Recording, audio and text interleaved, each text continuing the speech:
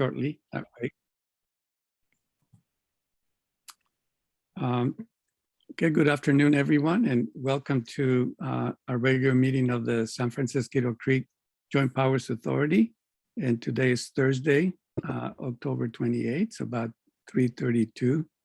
And first Hey, item Sally, on can the you close agenda this door? is roll call Director Abrika, here. Director Combs, Here. Director Burt, Here. Director Kremen, Here.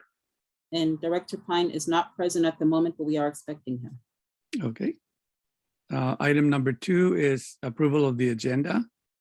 If there are no changes or additions, I'll entertain a motion. Second. It's been moved and seconded. If we could do roll call. Yeah. Director Abrika, Yes. Director Combs, Yes. Director Burt, Yes. Director Kremen, Okay. Okay, motion carried. And now our next item is the approval of the minutes of the September 23rd, 2021 meeting. Again, if there are any proposed changes, otherwise we could also just entertain a motion. So moved. Second. Okay, moved and seconded. All those in favor by roll call? Director Abrika, Yes. Director Combs, Yes. Director Burt, Yes. Director Kremen. Yes. Yes. Motion carried. And our next item, number 4, is public comment. So this is an opportunity for anyone in the public to address the JPA board on any items that are not on the agenda. And just understanding we cannot engage in any lengthy discussion or talk. So Miko, do we have any requests from anyone? I have not received any public comments and I do not see any requests to speak. Anyone? Okay. All right, well, seeing none, then we'll continue now with our business of the day. And the first item, number 5, is information items. And we have the report from the director. So Margaret, if you can then go ahead and do that for us. Sure, thank you so much. Good afternoon, everyone. So I'll go through this pretty quickly so that we get to our substantive items. The downstream reach, we're working on the commemorative plaques and benches. We're aiming to complete this by the end of the year. There are some, we were hoping to coordinate with the city of Palo Alto, but there has been a delay in one of their grant services. So we won't be able to do a co-mobilization, but we're aiming to do our part by the end of the year rather than wait for Palo Alto's grant situation to be resolved. There is an item on your agenda this afternoon carried over from last month for the monitoring, maintenance and reporting contract. As you may recall, this is now year 4 and forward of the 10-year monitoring, maintenance and reporting requirement for the downstream reach. And moving on to upstream. Design evaluations and our due diligence on design options continue for some of the channel widening areas. We have completed the cultural resources survey. There were no identified cultural resources in that survey. We engaged the local tribal representatives as well. That doesn't mean that in the future, subsurface work won't encounter cultural resources. They are often common along riparian corridors, so we cannot rule out that possibility for the future. However, our survey is now complete and did not indicate any cultural resources. We're working on our draft LEDPA submittal for November. We had a successful NEPA scoping meeting just Monday. We had full attendance, I think, of around 70 participants and 8 presenters. And I think that turned out reasonably well. Was hoping for a little bit more attendance and some more participation, but we had some good questions and I think the turnout was good. We are wrapping up our portion of the outreach to Palo Alto property owners for the purposes of easement evaluations. We've turned this now over to our colleagues at Valley Water, who have the full real estate team who can pursue access agreements as necessary. I should mention there are one or two residents who are concerned and feel less than willing at the moment, but the overwhelming majority of the response has been enthusiastic support. So we are working on continuing to develop the concept design for work in the upstream areas for detention basins. A feasibility technical memorandum is anticipated by the end of the calendar year. If anyone has any further detailed questions about this, please ask Kevin. Also, we have just today extended our collaborative agreement timeframe with Stanford University for another year. And hopefully it didn't get stuck. There we go. For SAFER, we are looking at a notice of preparation for CEQA release anticipated before the year end. This is pending receipt of DWR funds, which have been hung up for some unknown reason. We're working on resolving that. We have a Measure AA grant submitted and an MTC SB1 grant that was submitted just yesterday. Both of those we should hear about in the April timeframe. The Measure AA grant was for funding the programmatic CEQA, and that request was for $2.5 million for each of 2 years. And the MTC SB1 grant, for which we're a sub-applicant to, was for $500,000. And it will be to specifically look at the transportation resources and assets in the Menlo Park and East Palo Alto area, where the Safer Bay project intersects with many of those transportation resources. So how do we build in sea level rise and tidal flooding resiliency into these transportation assets? Not being a transportation agency, we couldn't lead on that grant application, but we will be the active collaborator with MTC and the Bay Area Regional Collaborative, should we be fortunate enough to get that award. And from the operations or admin operations perspective, the biggest thing to note is we're celebrating MECO's 16th year of service to the JPA. I understand that child labor laws were forgiven at that time, so we're lucky enough to have her all these years, and for as many more, I hope. And then we go on to the agendized action items. So Unless Margaret, anyone let me has any stop there. questions. Yeah, for any questions from the board on any of the reports we just heard. And yes, definitely great congratulations to MECO and appreciation for all that you've done for the agency and the community.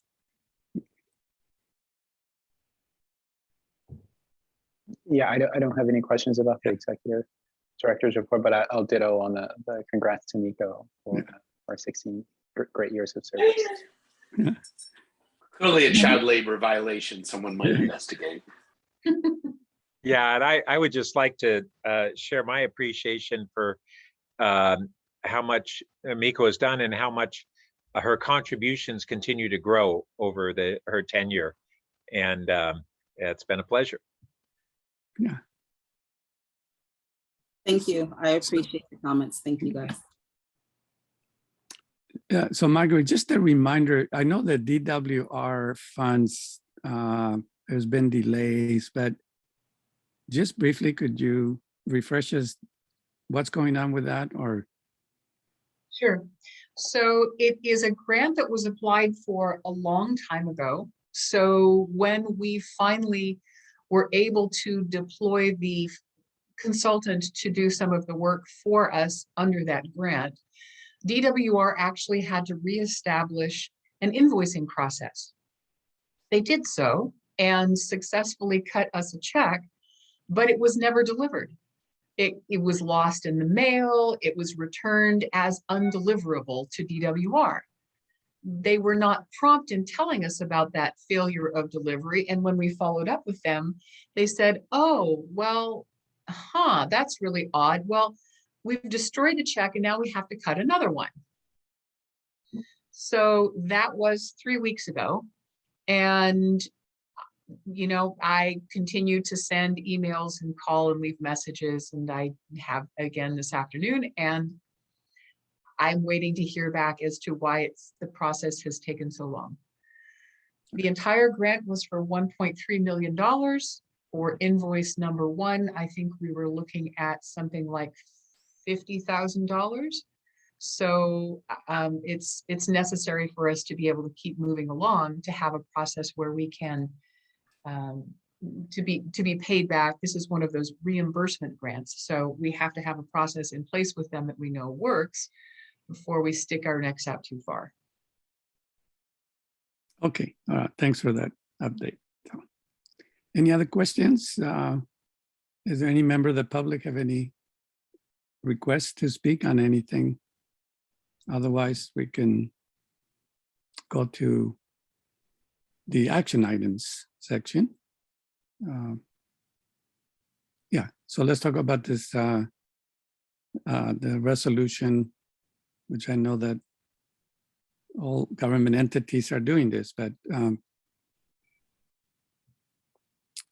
I would think- like to ask Tricia if she could chime in on this and Yes. provide us the context and what this is about. Thanks, Mr. Chairman. What you have before you is the resolution to make the findings necessary for the board to continue holding meetings by Zoom under the Relaxed Brown Act rules that were adopted pursuant to AB 361.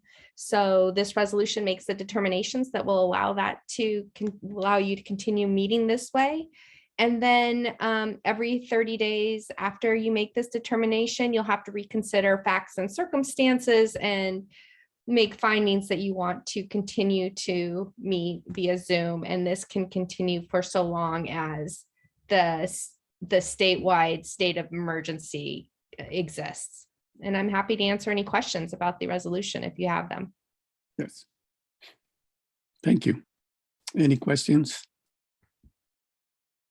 I think this has become fairly routine these days, so Yeah, I have a question. the question, And my apologies if I've missed something.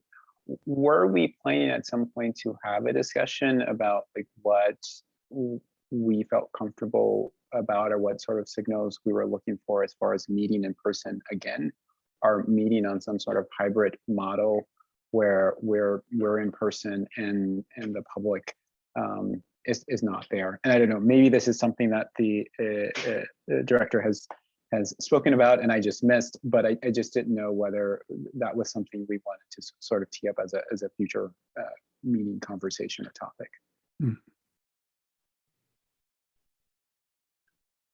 well, yeah, I think that'd be, we could put it on the agenda, you know, for our next meeting, I believe, to sort of like any planning we're doing for getting back to hybrid or in person.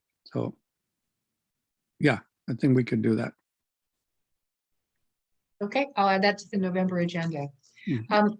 I am hoping that you don't mind the interruption, Chair Abrika, but I am checking my text messages and I see that earlier this afternoon, just before the meeting, I have a text message from Director Pine asking us to excuse his absence as he is not feeling well. Oh, okay. All right, well, thanks for that. Hope he gets better, feels better. Thank you for that update. Okay, any other questions? And Yes, Chair Abrika, if I could just add to that comment, and you know, obviously I recognize that since we don't obviously control or own our own space, our ability to meet in person is dependent on whether those places that host us, which are, you know, Menlo Park, East Palo Alto and Palo Alto, are themselves back meeting in some capacity, and those facilities are open, which again, I have to say, I know they're not yet on the Menlo Park side, and I don't know about East Palo Alto or Palo Alto, but certainly that yeah, is, we're not either. and Yeah. Mhm. that will be a major factor in our ability to In our meet in discussions. person. And Palo Alto is going to hybrid council meetings beginning November 1st, meaning that we will also incorporate remote participation, but the council will be meeting in public. Our boards and commissions will not do so until after January 1st. And so we will be having the capabilities after the 1st. Okay. Yeah, well, thanks for that update too. For all of us, yeah. Okay, I think if there are no other questions, I'll entertain a motion to adopt the resolution. Or I'll make a motion to consider to adopt the resolution authorizing public meetings to be held via teleconferencing pursuant to government section 54953E. I'll second the motion. Okay, Director Abrika, yes. Director Combs, Yes.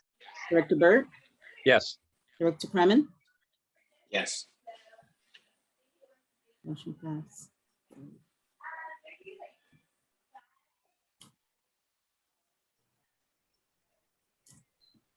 You're on mute, Ruben. Were you speaking?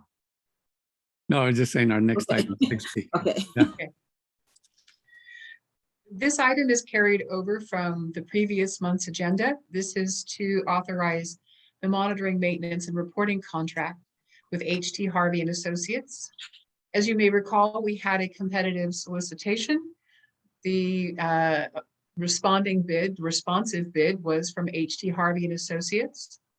And their proposed contract is in your board packet, along with a resolution approving entering into the agreement for them to provide these services.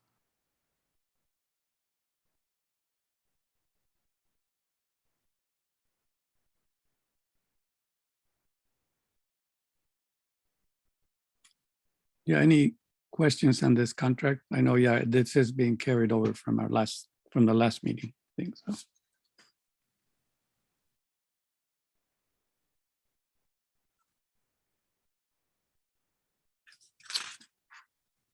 Any requests from the public to speak on this? I don't have any requests Don't and have don't see any? any hands raised. Yeah. Okay, then I'll entertain a motion if there are no questions. I will move the recommendation, staff recommendation. I'll second. Okay, moved in second and roll call. Oh, Director Abrika, yes. Director Combs, Yes. Director Burt, Yes. Director Kremen. Director Yes. Kremen, Yes. Sorry, communication issues.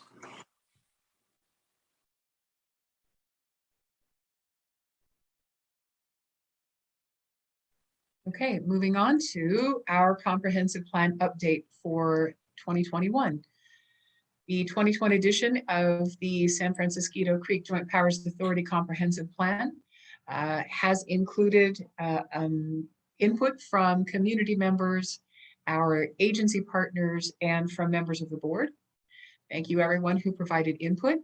In your board packet, you had both the clean and the redlined version, so you could see the changes that were made and the clean copy. Every year, we will make additions and changes and updates to this document. It is a living document. So again, thanks to everyone who provided input. This gets better and reflects the direction of the agency and the community over the years. So interested in hearing the board's input again on the 2021 edition.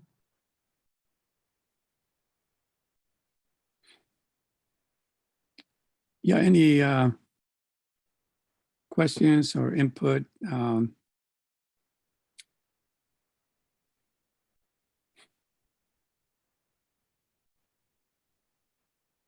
Well, let me make one that I already spoke with our director, Margaret, but just kind of for general information. So this would be under the section of stakeholders or different organizations that are, as we have meetings and we solicit input. There's some organizations that are maybe closer to the creek in terms of their interest or even geographically. So I've been meaning to add a couple organizations that are on the west side of East Palo Alto, right along the creek, which is the second, or our second reach to.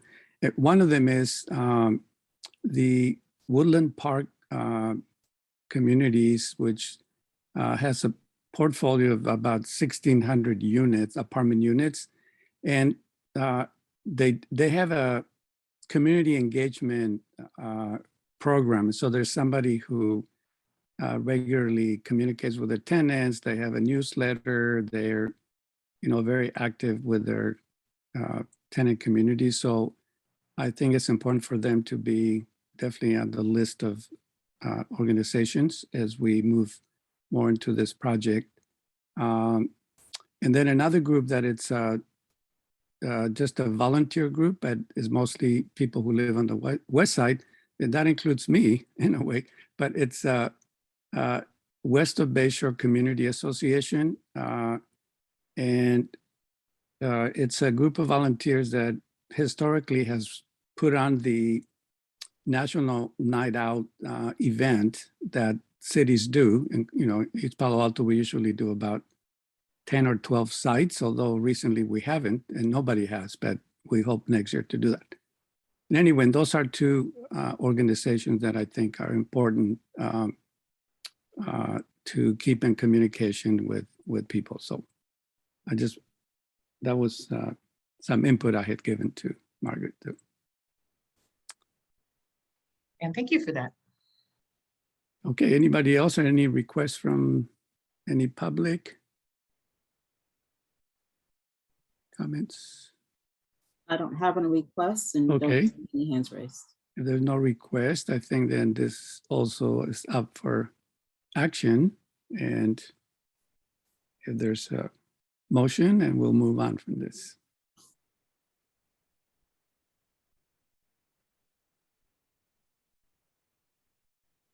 Move. Well, I'll make a motion since I made some comments. I'll make a motion to adopt the comprehensive plan for the 2021 edition. I will second. And then seconded, okay. Roll call, Director Abrika, yes. Director Combs, Yes. Director Burt, Yes. Director Kremen,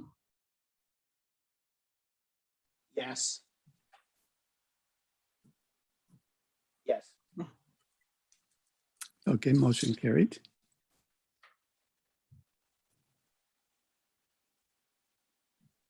Okay, for this next item, proposed executive director annual review process, I think Chair Abrika would like me to share the actual Word document.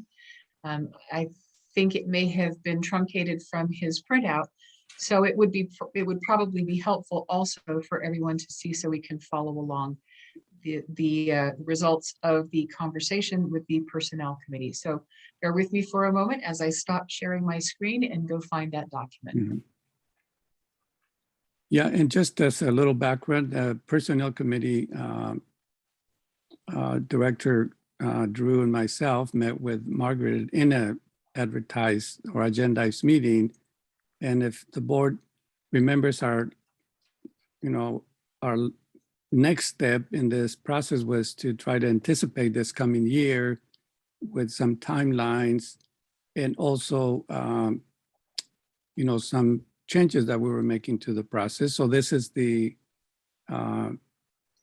sort of what we came up with. And obviously it's open for discussion and approval and even modification later on. But yeah, this is where we are. So.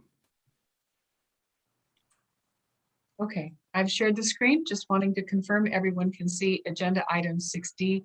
This is the one-page write-up provided in your board packet.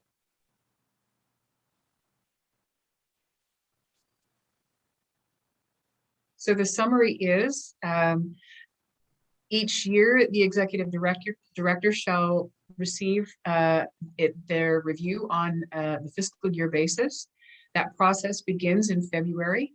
It's tightly tied to the organization's budget cycle and process. In February, staff will provide an early rough draft of the budget to the Finance Committee. At the same time, Executive Director develops a self-evaluation and forwards it to each board member. Also in February, the Personnel Committee convenes to confirm the format and distribution of the Executive Director's evaluation that may include evaluation surveys to board and staff internally and other key stakeholders externally as the board determines or as recommended by the Personnel Committee. The Personnel Committee will distribute evaluation materials and instructions after this February meeting. So Margaret, and that, yeah, let me just, if I may intersect here a little bit. I think that the board had expressed an interest in doing, I guess what is called a 360 or some, some form of 360.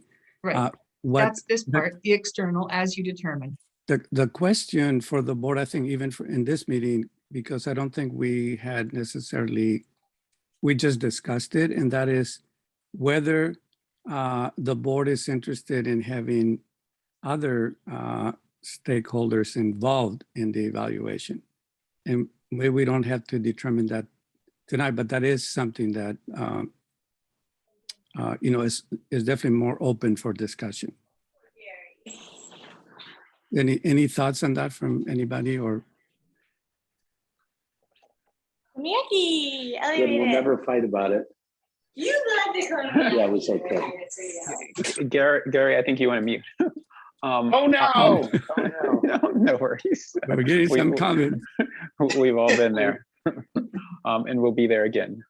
So I would, not wanting to have like too complex or complicated a process, I do think it's a good idea, like in connection with certainly maybe the stakeholders and our own sort of cities and agencies that the executive director engages with to maybe like have as an informal role that maybe we would try to have one person from each of the agency cities represented on the board reach out to in connection with the review. But again, I don't want to make it a hard and fast rule and overly complicated, but maybe that's just like a guideline that we could have or think about. Mm-hmm. Yeah, I would agree with that. I think that it does add value, and the way that our agency and ED by necessity engages with a generally defined set of regular agency stakeholders, and then we also have a question whether any other major stakeholder parties would be appropriate as well. But I think it would add good value. Mm-hmm. Okay. Yes, I Makes think sense. leaving it as, leaving it open and, it's not, it's sort of a guidelines, I think, as Drew said, guidelines that we can, as it gets closer to it, I guess we could determine if it's, one person from each agency or what, yeah, so it sounds like there is support for this in some shape or form. Any other comments, questions? Okay, so I think we can continue then with sort of the sequence here. Okay.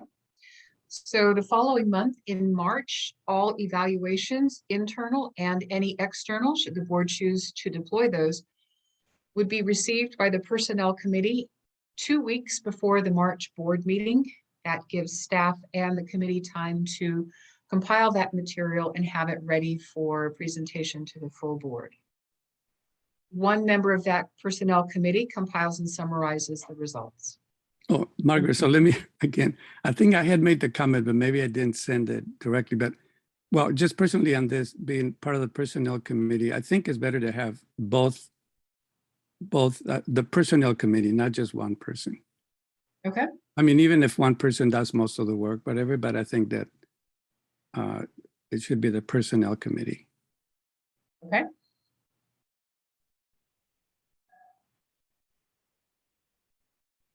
There we go. So the March board meeting will then have a closed session where the review information is shared with the full board. The board shall invite the ED into the closed session to discuss their findings and recommendations, including compensation and any other contract details. At that point, the ED shall have the opportunity to discuss and respond to any findings should they wish to, and submit responses to the board in writing within a week after the board's review.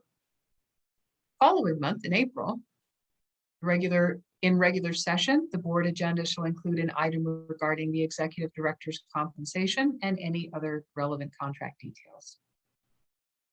Regarding the executive director's review, if the board does not come to a decision at the April meeting, the board will convene a special closed session meeting with a quorum of the board present as soon as possible prior to the May board meeting in order to conclude decisions regarding the ED review. This is because we want it to not hang up our budget approvals. So then in May, the board considers and adopts the annual operating budget. So that's the cycle. And further, the Personnel Committee suggested the use of a standardized set of evaluation questions that cover the following topics: communications, budget, leadership objectives, culture, and inclusion. Based on those recommendations and drawing on input from other agencies, in November, staff will draft and share with the Personnel Committee and the board a full set of internal and external review survey questions. I'm anticipating that we can find a convenient way for their distribution in a confidential and electronic format, just so that it makes compiling the information efficient and easy and confidential. Once this process is approved, it will be integrated into our board handbook and probably the employee handbook as well. Yeah, any questions, clarifications?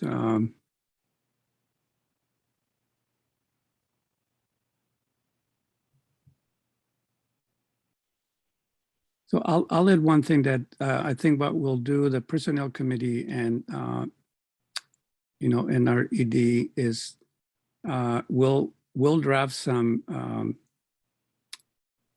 I guess I would call them criteria under each of these major topics: communications, budget, that then could be used as a guide by the board when we do the evaluation. I think, in the past we had something like that, so it's not anything new in a way, but we just hadn't done it or redone it in a way. So we'll bring back those for final approval by the board, and then that will become the instrument that we'll use.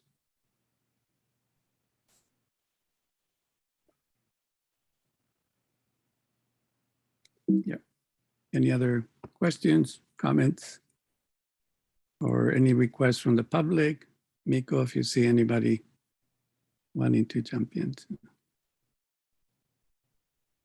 I don't have any requests and I don't see any hands raised. Okay. Okay, well, I think this will serve as a guideline, and obviously it's a living document. If we want to make changes at any time, we could do that. But at least for this year, it looks like it's something we could work with. So I think if there's no other further questions or comments, also I could entertain a motion for us to approve this. So moved. Okay. I'll second. Okay, roll call. Director Abrika, Yes. Director Combs, Yes. Director Burt, Yes. Director Kremen. Yes.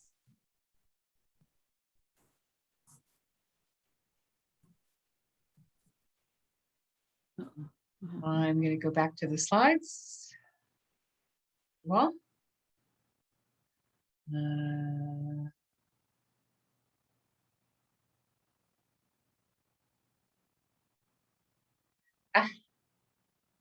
okay, study session. Oops, study session. Study session. There we go.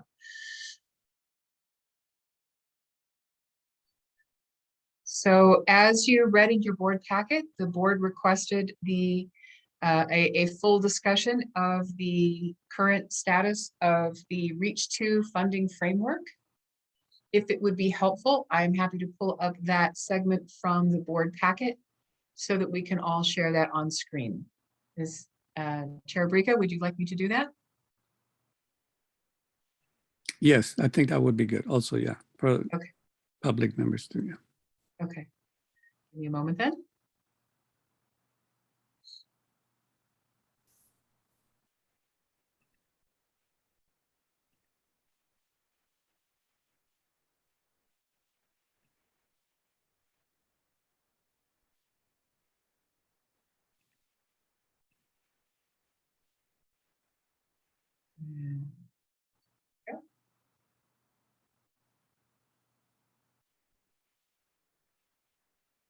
Okay. I'm actually going to see if I can enlarge this a little bit to help those of us who may have older eyes to see this a little bit better on what may be small screens.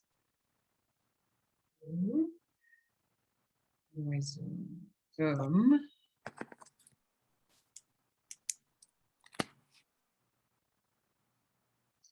Maybe not 200%, hey, maybe.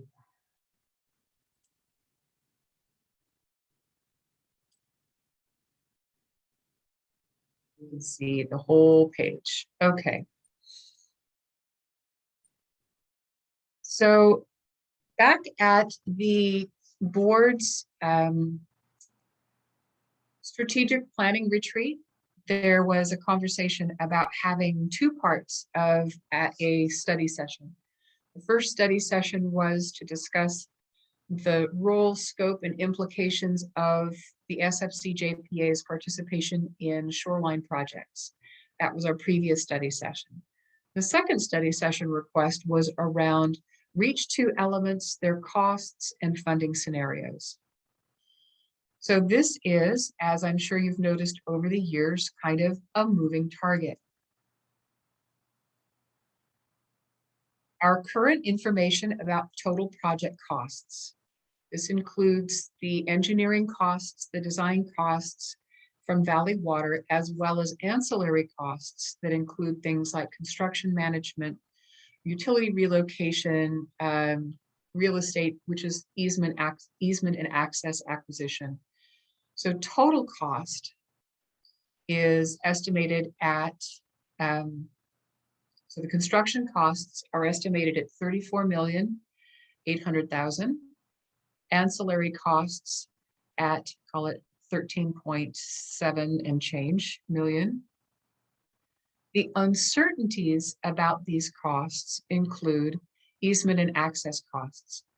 There are many willing, but perhaps some unwilling neighbors. We are still evaluating how certainly we can avoid or defer widening at Site 5. That will change a lot of the dynamic of our funding framework because Site 5 doesn't have any identified grant funding, and Valley Water's contribution would largely be targeted to just this site. However, if we can defer it, their funding can then be matched to some expanded Cal OES FEMA funding for the Pope Chaucer Bridge, which would be very advantageous. We do not yet have an estimate from PG&E. We have some confidence that we are not going to encounter cultural resources, but we really don't know. They could show up. We won't know until we encounter them if we do. Tree removals and replacement costs and the compliance for the JPA for tree removal and replacement and, canopy replacement is at this point unknown because the final scope isn't known. And I would add one more thing regarding permits. And if any of you have any questions, I hope perhaps Kevin can answer some of the more technical details. But just yesterday, we learned that the state of California, or actually the federal level, that President Biden and the Biden administration has rescinded a Trump administration change in the way 401 permits were processed, reverting back to the previous way those permits had been processed. Exactly what those implications for us at this time, I am not clear on.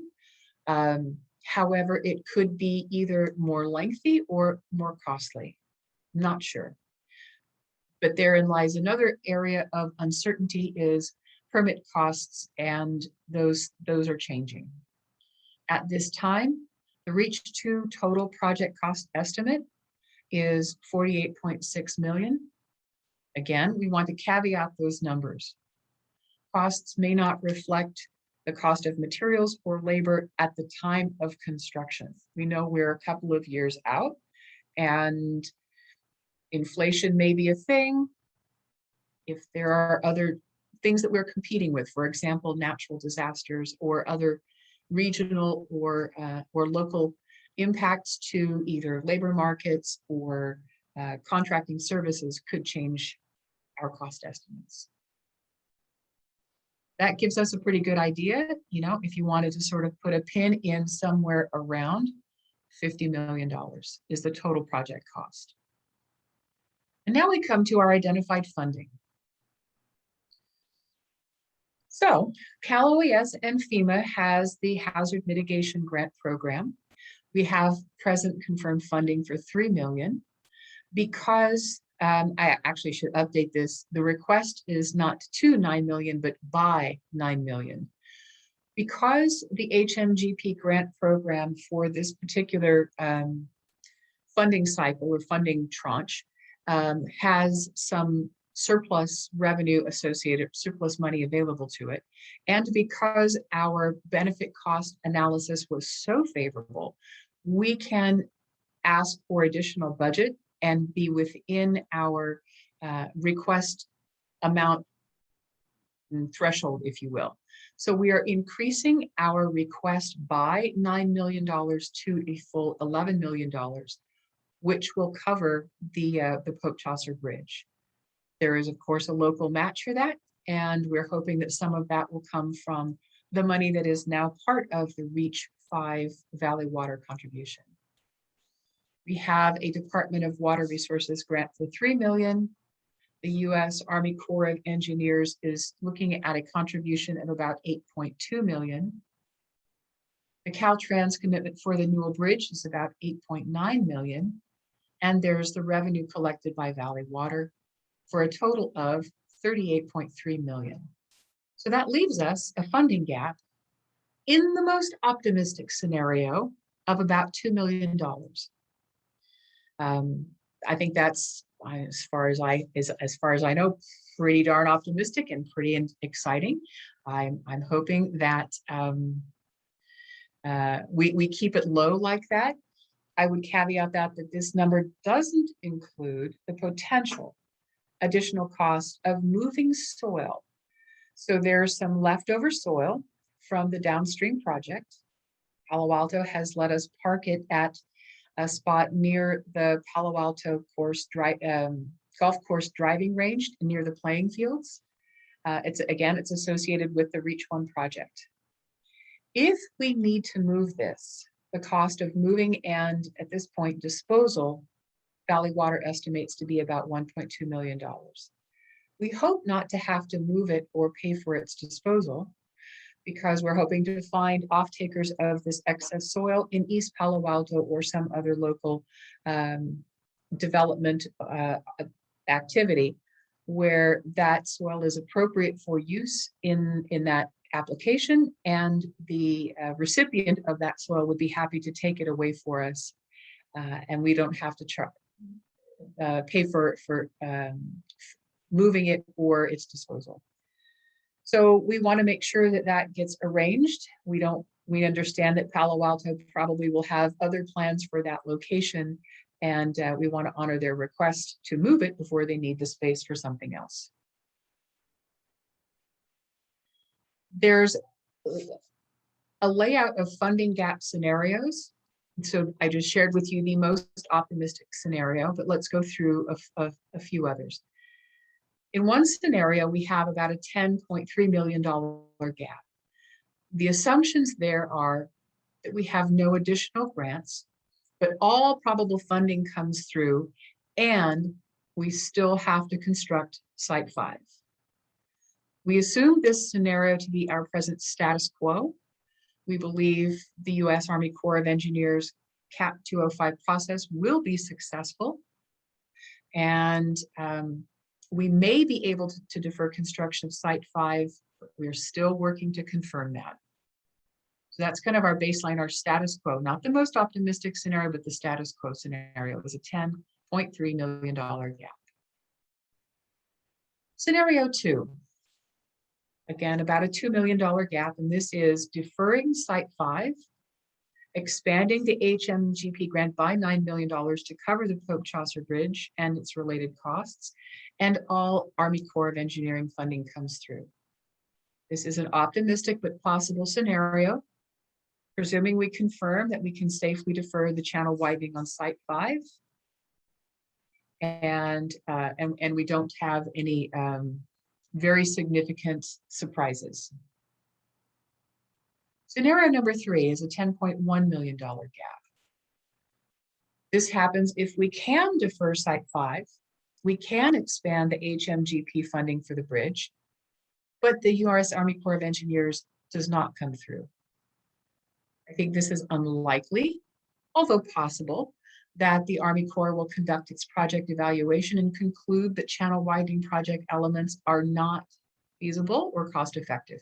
We think they're feasible. Our indications are that they're feasible, but the Army Corps of Engineers has to go through their cost effectiveness criteria. And if it doesn't match up with their criteria, then they can't contribute the funding. That would result in, and I think some math got messed up here, but I think Kevin's math is on top and the 10.1 is right. So 10.1 gap. Scenario 4, the worst case scenario, that we have to construct Site 5, that the Army Corps of Engineers doesn't come through, and there's no expanded HMGP grant for the Pope Chaucer Bridge. That results in a $24.5 million gap. I think this is an unlikely scenario, but preparing for the worst, you work for the best and you prepare for the worst. So we should take this into consideration. Again, I want to make sure that we caveat all of these with possible cost escalations. We are doing our very best to optimize our grant funding, optimize the project elements to reduce costs, reduce the size of the project footprint, keep the cost of the project within bounds, but we know that inflation happens and the cost of the project will still escalate before we go to bid. Project costs may escalate because of unforeseen issues. We will roll with those as they happen. Sometimes new opportunities come along for either grants or new opportunities come along for revising, refining designs that bring with them, opportunities can also bring costs. So there are still a number of unknowns. One thing that everyone should keep in mind is that when we go out for additional grants, there's the expectation often that local match is required. So even when we go out for more money, that doesn't mean all of it is completely free money. Timing of grant funding. There are 2 significant grants that have some timing considerations. The $3 million Department of Water Resources grant requires that we have permits in hand by September of 2022. We think we are on course to meet this deadline. But we do know that we have in the past and are confident that we can work with DWR in the future to modify grant deliverables and deadlines if necessary. Also, the FEMA Cal OES HMGP grant for the bridge is confirmed, but we have yet to hear from them and can't pin them down to a date when funding is anticipated to be in hand. Continue to have conversations with Cal OES about this, and we'll certainly keep the board posted as to that sense of timing. So here is, from then on, I think, are some of the principles of cost sharing that began to be discussed in the board retreat. I don't think the board got very far in this conversation, but some of the topics that were raised very briefly were the concepts of fairness in how to allot costs and responsibilities. And the conversation then went to the board at some point may want to choose to define or describe additional principles if you want to use those to guide your discussion or to design and select your funding strategies. Some approaches, and this is more just sort of to put this out there for possible consideration. Cost sharing can be determined using one principle, multiple factors, weighted formulas, and other methods that meet your principles. Some examples, and as a thought exercise, might include proportional according to impacts or benefits, or ability to pay, or a combination of both of those. Important also to keep in mind that limited funding resources available from general fund sources. So unless cities without a dedicated revenue source have long budgeting lead times and other constraints. And I know I don't need to tell that to my city colleagues, but wanting to keep this in mind for everyone listening, that municipalities work under constrained circumstances, not only in terms of funding, but in terms of just the long lead times. And some organizations among our members have limited funding resources from defined assessment district revenue sources. So those are both limitations as well as opportunities. And at that, let's see, potential funding and financing solutions. Of course, everyone's aware of what financing means. The entirety of the gap could be financed by one or more of the JPA members as a loan. If there's a timing gap, there are financial mechanisms that look like what are called bridge loans, where you have revenue coming in, you just don't have it right when you need it. And so it's sort of like, sometimes they're also called construction loans. Sometimes we may realize that the members may realize that there is some that can be paid for cash, but some needs to be financed. So determination of how much of the gap is financed and how much is paid for from amongst ready resources. And the gap could be financed in phases as funding is needed for specific project elements, kind of as a pay as or a finance as you go process. So an as we go process needs to know what the schedule is. At this time, this is our anticipated channel widening and other work schedule. Anticipating the channel widening and bank work in 2023, schedule looks like November of 2022, we have our permits in hand, fully identified and secured. Funding must be fully identified and secured by that time, and construction funding agreement signed by December of 2022 to proceed with the following schedule. Advertise for widening and restoration contract for the Newell Bridge, January 23. Select award contracts, March 23. Construction, April 23 through October 23 in the channel. Hope Chaucer replacement advertisement, January 24. Construction, April 24 through October 24 in the channel. So as I say at the end, this is not the end all. I'm not sure I could have anticipated all possible questions, parameters, issues, concerns but I hope this is a place for the board to begin its discussion. Okay, well, thank you for the presentation. I think it does contain all the different areas that the board, at least initially, the kinds of questions or concerns people had to get started on our planning for this. So I'll open it up to the board first, and then we can go to the public if there are any requests. So board members, any questions or comments?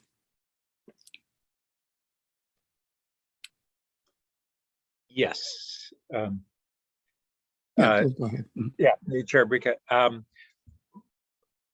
Margaret, can you go through on the unknowns in terms of timing of when we would expect to get responses on some of these funding sources principally, but when we think we're going to get additional information that will clarify how much gap we have, basically. Sure. And I think I may want to ask Kevin to chime in here on one of them is defining whether or not we need to construct channel widening site 5. I know that Kevin and our colleagues at Valley Water have been evaluating what the water surface elevation changes would be with other channel widening work done, so that we know we are not putting any residents or any properties that are not currently in a floodplain back into one inadvertently. And can you also remind us the location of Channel 5? Sure. Site widening 5 is right by the West Bayshore undercrossing, which West Bayshore is the frontage road on the west side of Highway 101. And this is the area that is a large sort of J-shaped turn in the channel, where there are 3 large bores that go underneath West Bayshore and Highway 101. When Caltrans built that overcrossing, they created a 4th barrel, a 4th bore. Right now, our conveyance capacity does not need that 4th bore to be opened.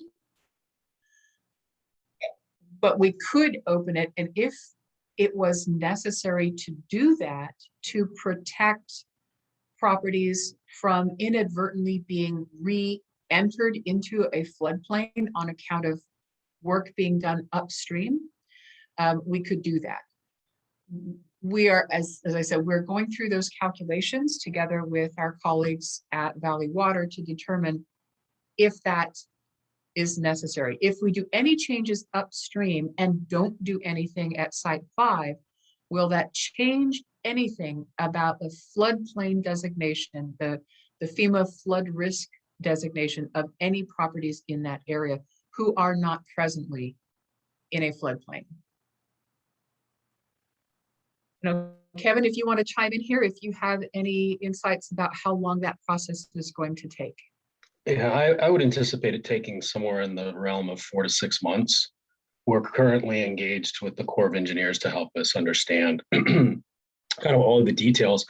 We know that the hydraulics tell us that we can get away with not widening Site 5 and we don't have a flooding problem, but the resultant water surface elevation would then be up onto an existing flood wall. And so the question is, can we do a failure analysis of that flood wall and demonstrate that it's strong enough to hold that water? And if it's not, then we run the risk of putting people back. So like I said, I think about a 4 to 6 month process of modeling and analysis should get us an answer to that.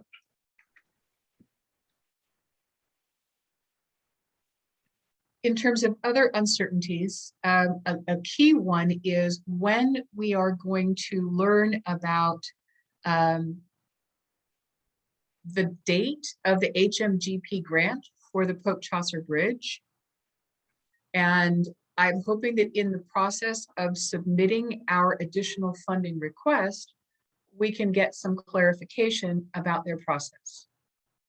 My understanding is that the length of time that FEMA takes to officially disperse funding has a lot to do with their internal environmental review process.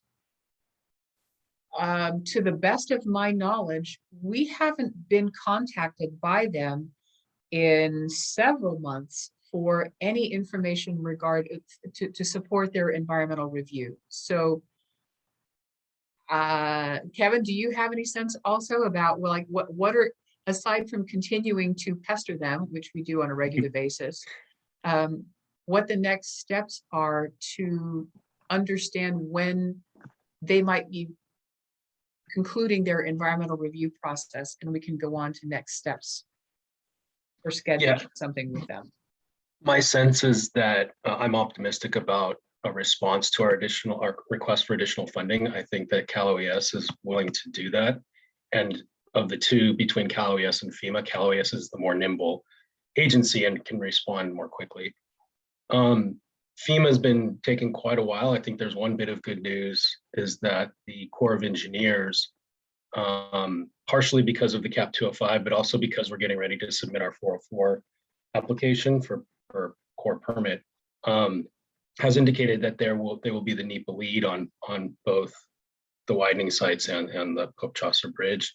And that was one kind of hurdle that FEMA was waiting for us to get over before they could advance their environmental review. So that should be coming in the next month or so. So yeah, additional money is probably good news for a quick response. You know, advancing FEMA probably going to take a little longer, but we think we're getting there. So any rough guess or a range of timeframes when we think we get clear indications? Well, it's been really hard to pin them down, not just on this grant, but on other HMGP grants that we have through FEMA. I would like to say 6 months for this as well, but I just don't know because we haven't actually gotten one of these over the finish line. So 6 months might be optimistic, but that's what I'm hoping for. Okay, and were those the main uncertainties? Any that we need to add on timelines? I would actually also like to ask Kevin what his initial thoughts are on the change back to former 401 permit processes. That's a very, very recent, oh, by the way, from the Regional Water Quality Control Board and the feds. Is that more of a timing thing, Kevin, or is that also possibly a cost thing? Well, principally, it's a timing thing. The new rules that they were operating under required the water board to issue a water quality certification within 90 days of us submitting an application for our federal permit.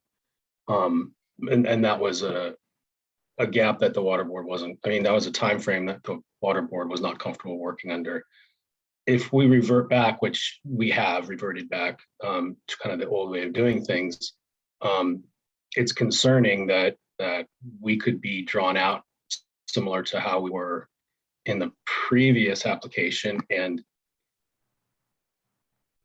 there have been some things that have happened in our interactions with the water board that concern me that we might be steering down a path that I wasn't concerned about, you know, just a few months ago.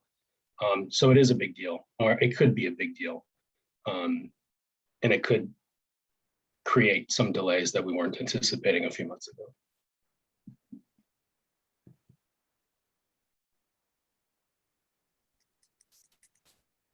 Okay, I understand that uncertainty, and that could be a big one.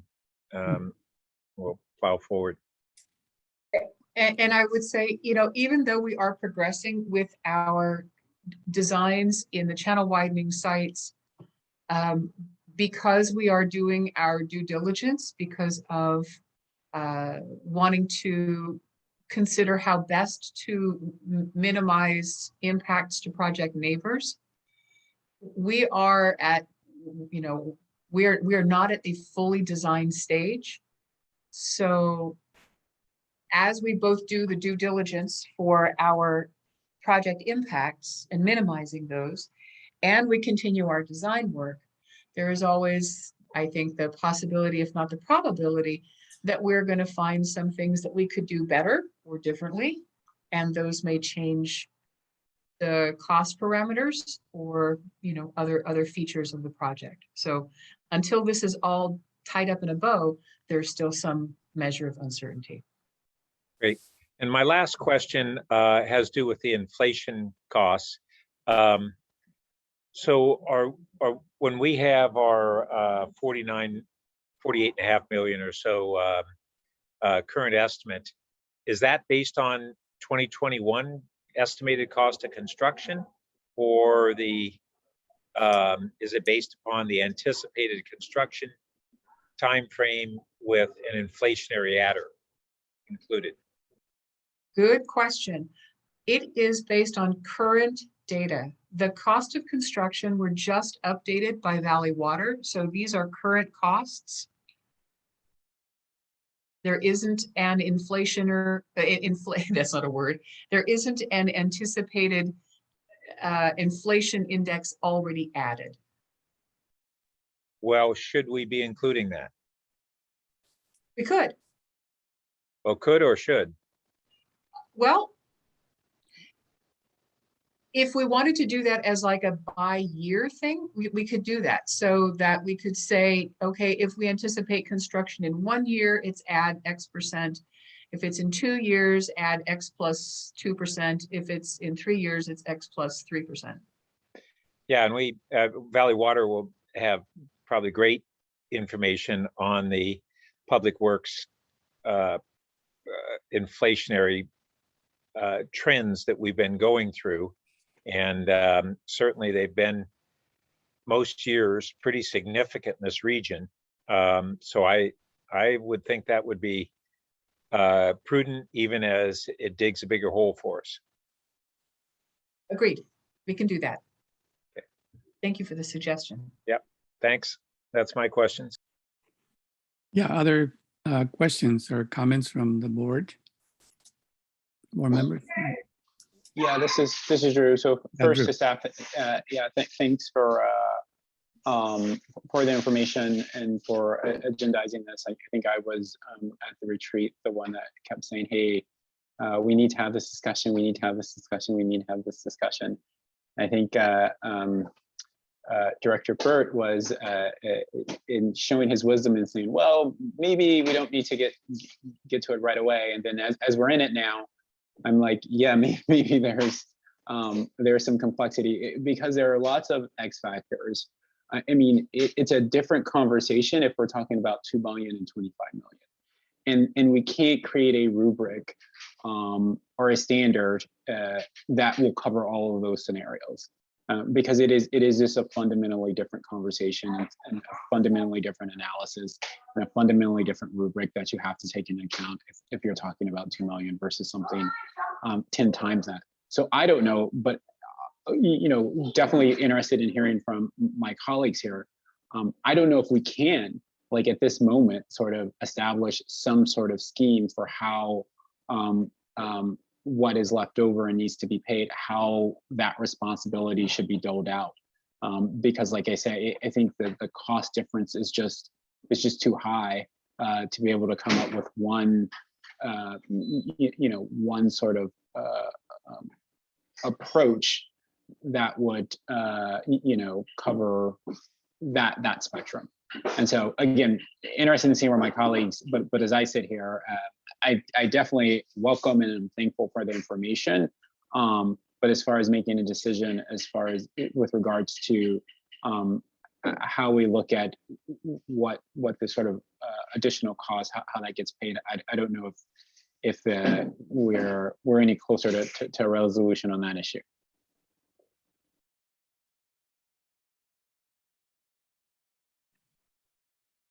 Okay, any other comments or questions on this? Not until hearing from the public. I do have follow-ups, but Yeah, we'll make a run with the board, and then we'll come back. Yeah. If any comments, Gary, or questions? If not, we can. No, I mean, I don't know if right now in real time we can come up with the methodology. Right. It's good to see everything laid out.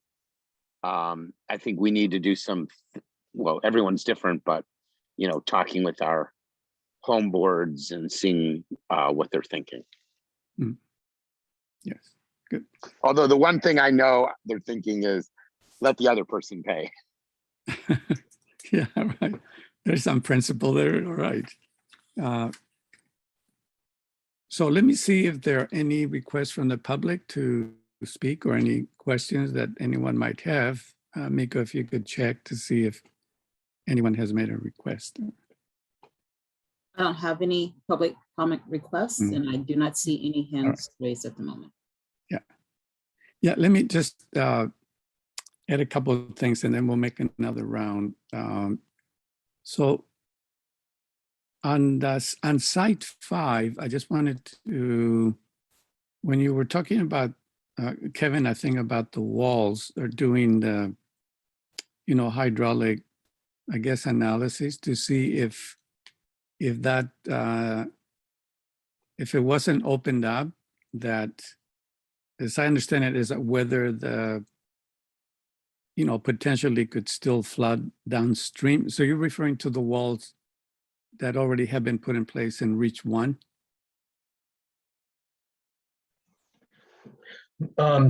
No, there's an existing flood wall that is across the channel from the Woodland Creek Apartments building. That was upgraded in 2001 and 2002. That Valley Water built. Okay, on the west side. That's on the west side of East Palo Alto. That's correct. And so on the East Palo Alto side in that location, the building, the newer apartment buildings, they're 20 years old, was the developer elevated the pad there and took that building out of the floodplain. Right. On the Palo Alto side, there's homes along the creek that are protected by the rebuilt flood wall that was built at the same time as the apartment. Okay. Now condos. And so the way that FEMA looks at floodplain or flood risk is that if the structure is relied on to protect people, there needs to be an analysis that demonstrates that it meets the Army Corps of Engineers standards. Otherwise, FEMA doesn't consider it to exist, in which case people wouldn't flood, but the floodplain would, the risk of them flooding in FEMA's mind would exist. Okay. All right. Thank you for that clarification. And then, I do agree with, Pat, I think for us to include the inflation cost, I mean, as dire as numbers may look, but we might as well start being as realistic, because we do see that that's going to happen. And on the question of the, potential delays with the water board, I know that previously we did experience a very sort of, I don't know what to call it, but I know a couple of you on the board, or at least Pat, I think you were there. Gary, I don't remember, but it did get conflictive, and some of it might have been miscommunication, or there was issues with their staff or things like that. But I wonder if we can be thinking at least proactively, if it makes sense for, a couple of board members and staff to meet with a couple of their board members and staff just to, I don't know, just to talk and go over and try to anticipate as many things as possible. Because I know last time there was a little bit of that, I felt, although I think we were doing everything that they were asking us, and they were just, So anyway, I'm just throwing that out there. We don't have to decide that tonight, but I think that might be a good thing to try to do. So, all right, well, I'll open it up again. I think, Pat, you had some additional questions or comments, and then we'll see where everybody else is. Yeah, well, first, just following up on your comments on the regional water board potential issues. As I think about this, we certainly did have a very contentious situation with them that added time and forced us to really kind of push aggressively to narrow the range of design alternatives that they were demanding that we study, including a whole bunch that seemed infeasible, and focus on those that really were within the project design that we had fundamentally had, and in the end there were their input and those of environmental advocates on bay restoration and protection in the narrower scope added value to the project. As I think about this, I at first blush, I'm maybe hopeful that the sorts of issues that they would be concerned with would be significantly more limited, and the consequent breadth of alternatives and of design modifications that they might want us to look at would be much more narrow. So I wonder if maybe Kevin is the best to give a sense of that aspect. As much as we all went through that history and don't want to repeat that, are we looking at something that is hopefully inherently significantly less problematic for them? Well, certainly the project in this reach is less complex and will be less impactful to sensitive habitat than in the Reach 1 project. So in that sense, there's a lot less for them, I think, to be concerned about as far as a habitat impact. It's a little bit more complex with regards to hydraulics, because when you're sending more water downstream, you can fundamentally change how the stream functions because it's carrying more water. So I mean, I'm reluctant to say too much because we just heard word of this change and we're not sure exactly how our interactions with them will be now that kind of the new rule that was imposed upon them is lifted. But it's a smaller project as far as impacts, but potentially a little more complicated because of the hydraulics. So yeah, it's hard to tell at this point. And I'm also, oh, sorry. The only thing I was going to add is that we do have the advantage of working with much of the same staff we worked with last time, who experienced that same difficult process from the other side, and I'm hopeful that we can communicate about that and agree that we want to avoid that again. You know, that situation coming up again. Good. And do you have any thoughts on Chair Abrica's idea to potentially kind of have any high-level, just open discussion, non-binding discussion of a couple of the board members with water board staff or otherwise? Would that be productive, do you think, or not? Well, the last time it happened, it kind of came after things were falling apart, and it certainly took that high-level push to get us to a successful project. Potentially, if that involvement happens now, before we get into the, before the final application is submitted, it can be done kind of more informally, and maybe people won't be so guarded in their discussions. So I do think it would be helpful. Okay. Well, so we'll, sorry.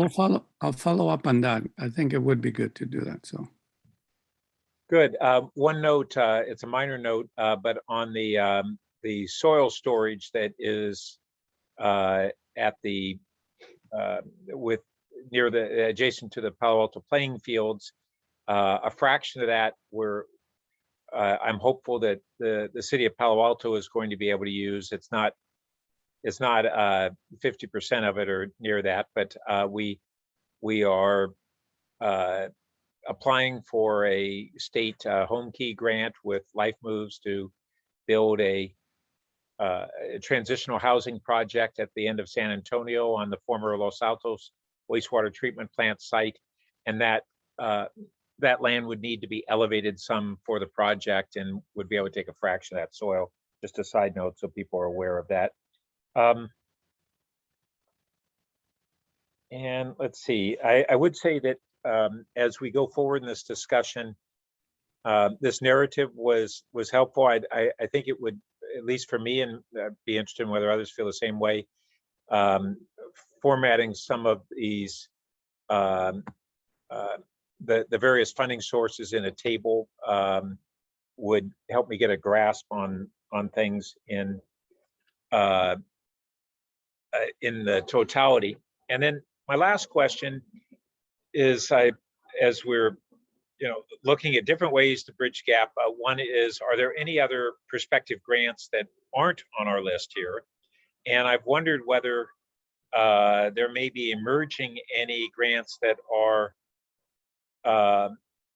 would be based on a nexus between our project and addressing climate impacts. And does staff have any either thoughts or insights on either that category of grants or any other category of grants that we might yet be eligible for? Director Burt, I'm optimistic that they exist, and if they don't exist now, they will soon. I know that the legislature is very, very interested in looking at preparedness, resiliency, climate change adaptation. So I think this will be a ripe area for future funding, and it may actually coincide well with the timing of our envisioned project construction. When the legislature says, great, we want to invest in this, it usually takes the agencies a while to come up with their grant funding framework, the criteria for those grants, their selection process, and all that. So we're going to need to give them a little bit of time to get their systems in place. But I am confident that yes, whether it's through the DWR or other state agencies or a combination of state and federal, I'm pretty optimistic that there are going to be other opportunities for grant funding. And on the federal side, have we any inkling whether the federal infrastructure funding or the follow-on larger infrastructure bill, the two bills that are active in Congress right now, they have significant climate protection funding. Are we aware of them having climate impact mitigation components to those bills? I haven't been following closely enough to answer your question. I don't know. Okay, good enough. Thank you. Through the chair, I don't think that's a crazy idea to meet with the appointed members of the board. So it's not like we're being reactive like last time. Mm-hmm. And we get ahead of this. Mm-hmm. Yeah. So I think just procedurally, what I might do is, maybe the chair and vice chair, or if Drew, well, I guess we can explore setting up a meeting, and I'll work with Margaret on that. And depending, we want to make it easy for them.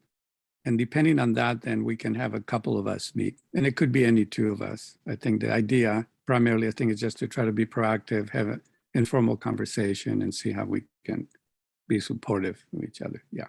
Okay. So I'll work with Margaret on that and Kevin. That's a great idea. Thank you. Looking forward to that.